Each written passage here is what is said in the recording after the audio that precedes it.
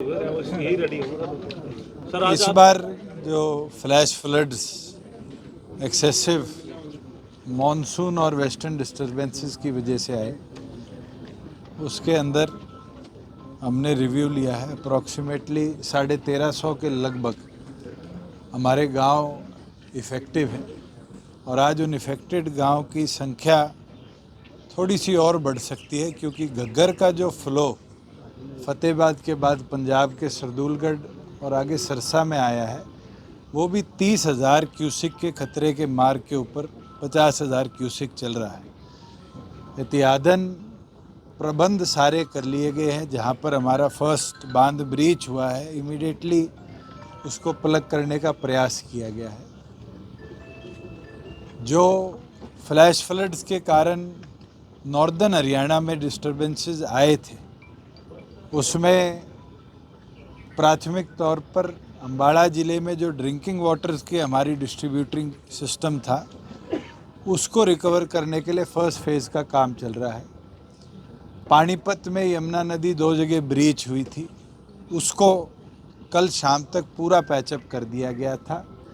करनाल में 2 जगह ब्रीच आया था, उसके अंदर एक ब्रीच को हम प्लग इन कर पाए हैं और एक को आज देर रात तक हम प्लग इन कर पाएंगे।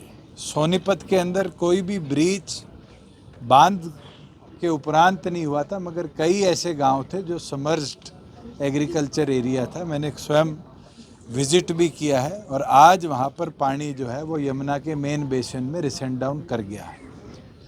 दिल्ली के अंदर अभी भी वाटर लेवल्स हाई हैं। फरीदाबाद में जो 3 लाख क्यूसिक पानी फ्लो में आ रहा था, वो क्योंकि यमुना का फैलाव अब लगभग 4.5 से 5 किलोमीटर की चौड़ाई में चल रहा है, वो रिसेंट डाउन होके 1.5 लाख क्यूसिक तक आ गया। और मुझे उम्मीद है कि जो हमारा नेटवर्क एरिया इफेक्टेड है, वो अगले 24 से 48 घंटे के बीच में पूरी तौर पर रिकवर हो जाएगा। पलवल में फ़्लो अभी भी तेज़ है, वहाँ पर लगभग 11-12 गांव हैं जिनको हम बोट से इवैक्यूएट भी कर रहे हैं और साथ में राशन और ये सुविधाएं भी समय अनुसार पहुंचा रहे हैं। आज सारे डिप्टी कमिश्नर्स को एसडीआरएफ की जो नई गाइडलाइंस है उसकी हमने हिदायतें भेज दी है। साथ में जो एफसीआर लेवल की पावर्स थी, वो भी आदेश दे दिए हैं कि उसका लीगल रिव्यू करके डिप्टी कमिश्नर्स को अगर इमीडिएटली वो डेलीकेट कर दी जाए तो हम उसको तुरंत करने का काम करेंगे। अप्रॉक्सीमेटली 148 जगह रोड नेटवर्क्स में पीडब्ल्यूडी के ब्रीचेस आए हैं, जिसको हम पूरा ऑन पेपर ले चुके हैं और एस्टिमेशन 230 करोड़ का इस पे आने वाले भविष्य में खर्चा पूरी तौर पर दुरुस्त करने के लिए आ सकता है पोस्ट मॉनसून।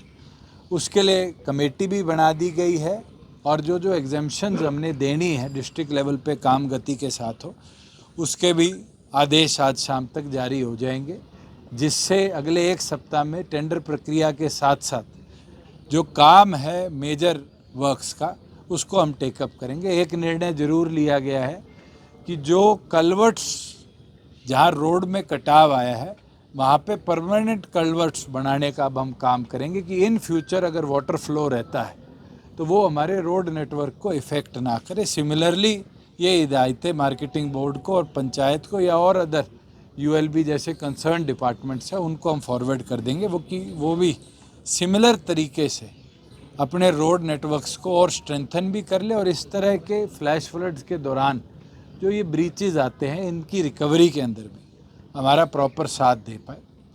रिवाइज्ड गाइडलाइंस में रोड्स के लिए भी कोई कम्युनिटी सेंटर्स या आंगनबाड़ी या इस तरह के कोई प्रॉपर्टीज़ को डैमेज हुआ है, उसके गाइडलाइंस भी हमने इशू कर दिए हैं। अगर किसी का लार्ज कैटल, दुधारू पशु अगर इसके अंदर किसी को डैमेज हुआ है, मौत हुई है, उसकी भी रिकवरी और उसके पैसे दिएंगे। नॉन दुधारू जो है, जैसे बुलक कार्ट्स थे, उनके लिए भी, बुलक्स के लिए भी हमने पैसे अलग से एक कैटेगरी बनाकर इशू कर दिए।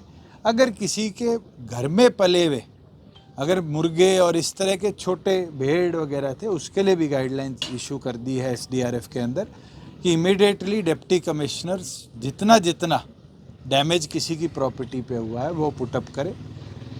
यदियातन किसी के घर को डैमेज हुआ है 20,000 से लेकर जो हमारा डॉक्टर अंबेडकर स्कीम के इक्वलेंट जो हमने पैसा देना है घर का भी वो देंगे, और जो 4 लाख रुपया पर व्यक्ति अगर किसी का निधन हुआ है जो कि कल शाम तक रिपोर्टेड 24 लोग हैं, उनके भी इमीडिएटली परिवार के मेंबर्स के खाता नंबर लेकर पैसे को पुश इन करने की डायरेक्शन दे दी गई है कि किसी को भी इस आपदा के अंदर हम आज इफेक्टेड ना छोड़ें। लोगों को वापस मोबिलाइज गांव तक किया गया। अम्बाड़ा में मेरी चर्चा हुई है, लगभग आबादी दे में 100% पानी उतर चुका है, करनाल में 100% उतर चुका है, आपके पानीपत के अंदर 100% है, सोनीपत के अंदर 100% है।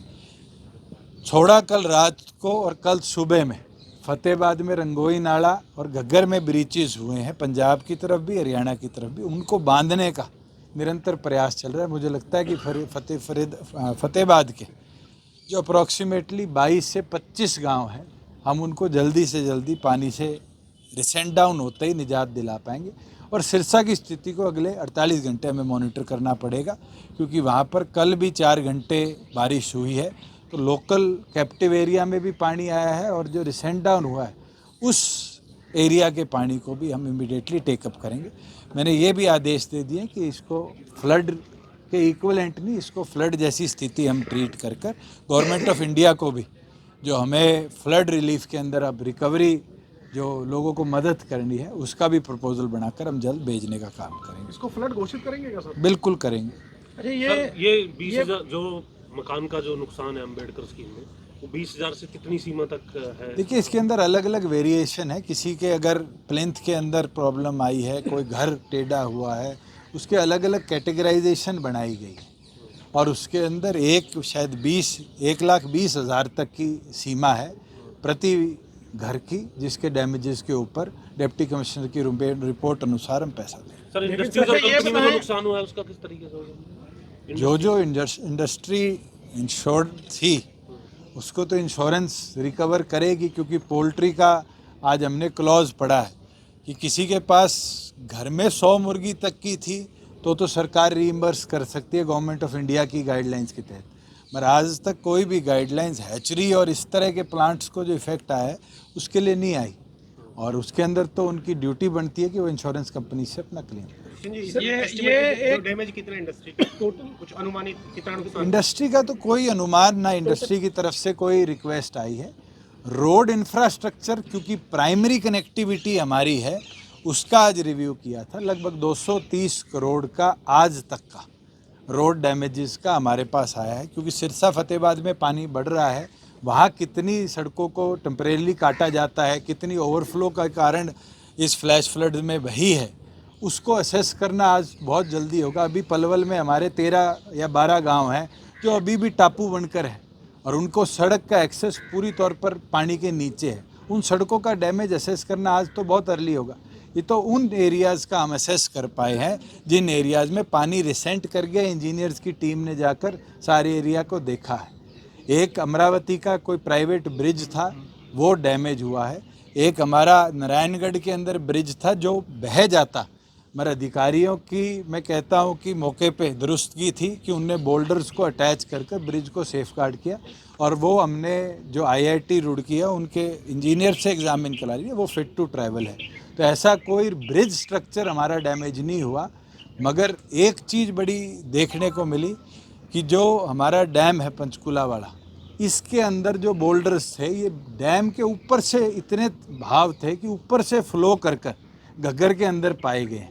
तो ये बहुत बड़ा रेस फैक्ट होता है। उसके लिए भी हमने, क्योंकि वो इरिगेशन डिपार्टमेंट का डैम है, उनको हिदायत दे दी है कि वो भी इमीडिएटली इंजीनियर्स की टीम के साथ उसकी फिजिबिलिटी और फिट टेस्ट भी जल्द से जल्द। ये लेकिन सर विपक्ष ये कह रहा है, हमेशा आरोप लगा रहा है, अभी तक भी लगे रहे हैं कि जो बाढ़ बचाव के कार्य पहले होते हैं प्री मानसून के मौसम में, वो काम नहीं हुए, और दूसरा जो अधिकारियों में, अलग अलग विभागों के अधिकारियों में तालमेल की कमी थी।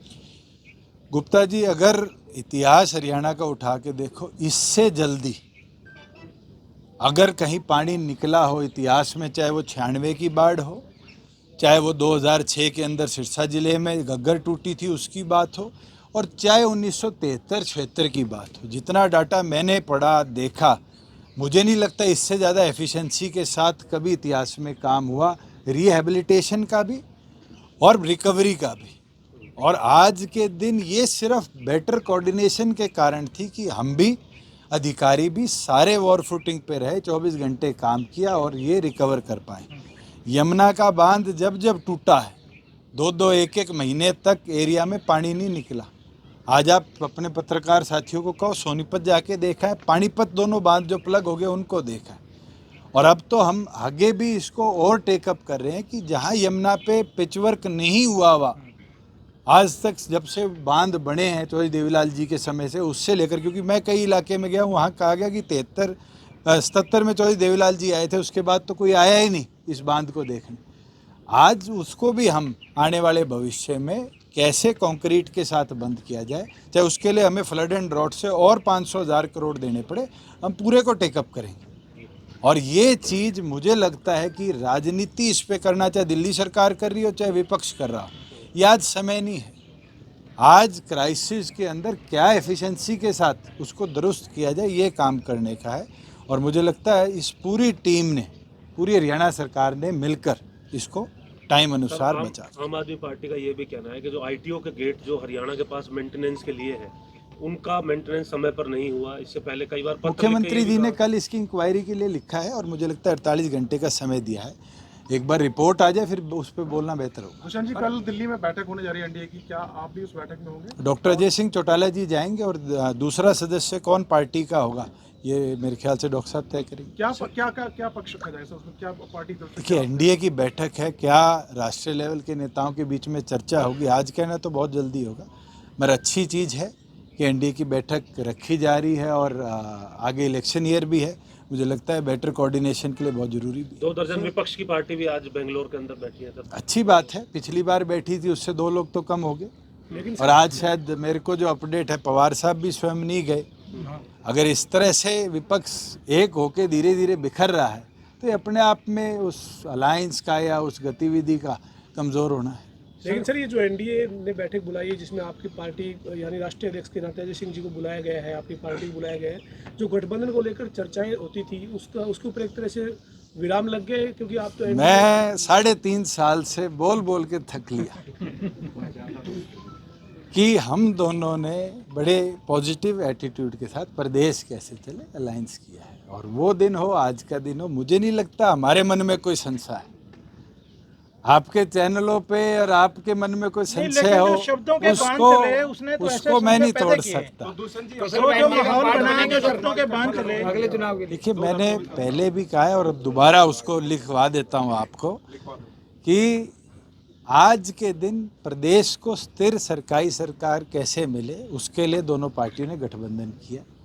आगे इलेक्शंस के अंदर कैसे अलायंस आगे बढ़ेगा, ये चर्चा दोनों पार्टियों के नेतृत्व की है। दोनों बैठ के सीट शेयरिंग कैसे होगी, किस विषय पे कहाँ तक बात रखी जाएगी, वो आगे के भविष्य की बात है। क्या हमारे बीच में कोई मतभेद है? बिल्कुल नहीं है, और मुझे नहीं लगता अभी कोई पैदा होने की भी स्थिति है। सर, क्रॉप डैमेज का क्या स्टेटस है अभी? कुछ क्रॉप डैमेज को आज रिपोर्ट करना बहुत अर्ली है। जहाँ जहाँ डिप्टी कमिश्नर्स के हिसाब से 100% क्रॉप डैमेज की रिपोर्ट आएगी, 15,000 रुपये इमीडिएटली उनके खातों में ट्रांसफ़र कर दिए जाएंगे। जहाँ पर क्रॉप डैमेज 75% से नीचे रहेगी, क्योंकि उसकी असेसमेंट आज और फसल बेचने के बाद मिलकर करी जाती है, उसको समय अनुसार करना पड़ेगा। अगर हमें पार्शियल रिलीज़ भी कहीं करना पड़ेगा तो उसमें बैठ के हम पॉलिसी बना लेंगे। मगर जहाँ पर फ्लड से 100% किसी का खेत वाइप आउट हो गया और उसकी ग्राउंड ट्रूथिंग होगी, जिस दिन रिपोर्ट आएगी, जैसे पहले हमने सेम डे आरटीजीएस किया था, खाते के अंदर हम आरटीजीएस कर 100% कॉम्पनसेशन देंगे। ठीक है।